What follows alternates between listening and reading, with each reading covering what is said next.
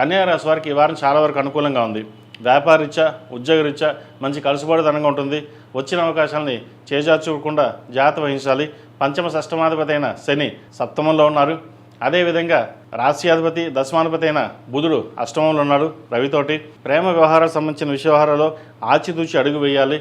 ఒకసారి దగ్గర సంబంధం చేద్దాకా వచ్చి మన చుట్టాలు కదా బాగుంది కదా అనుకుంటాం, దూరం వెళ్ళిపోతుంది. అది ఎలా జరిగిందో ఎందుకు జరిగిందో కూడా తెలియకుండా ఉంటుంది. అదేవిధంగా ప్రేమ వ్యవహారాలకు సంబంధించి మన పెళ్లి చేసుకుందామన్న టైంకి ఏదో విధంగా మనస్పర్ధలు వచ్చి విడిపోవడం ఇటువంటి అవకాశం గోచరిస్తుంది. ఇది అందరికీ కాదు, కొంతమందికి మటుకే.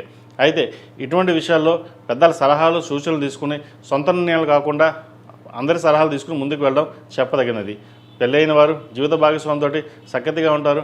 వారి పేరు మీద పెట్టే వ్యాపారాలు ఏవైతే ఉన్నాయో అవి కలుసుబాటుతనంగా ఉంటుంది. ఒక స్థాయికి మించి మనం ఎదగాలి అన్న ఆలోచనతో ముందుకు వెళ్తారు.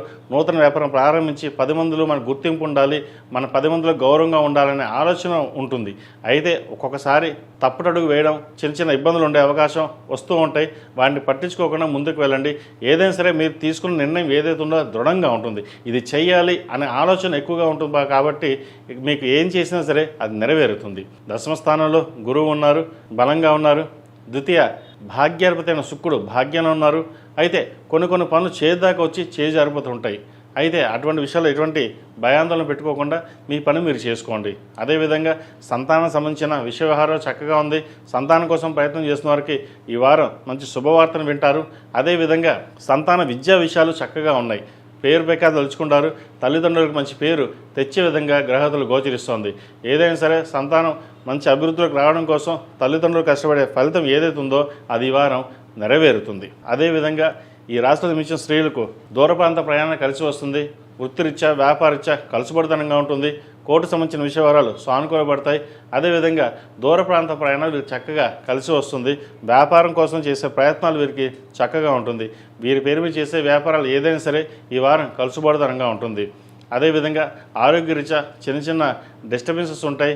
ఇమ్యూనిటీ పవర్ తక్కువగా ఉంటుంది. అదేవిధంగా సరైన సమయానికి ఆహారం తీసుకోకపోవడం వల్ల కూడా కొంచెం గ్యాస్ట్రిక్, ఇండైజెషన్, అల్సర్ వచ్చే అవకాశం లేకపోలేదు.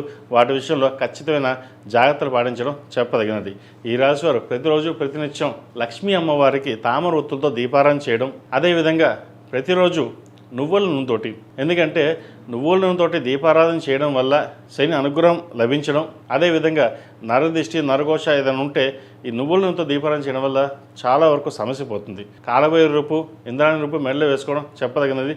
మగవారు సప్తముఖి రుద్రాక్ష మెడలో వేసుకోవడం చెప్పదగిన సూచన.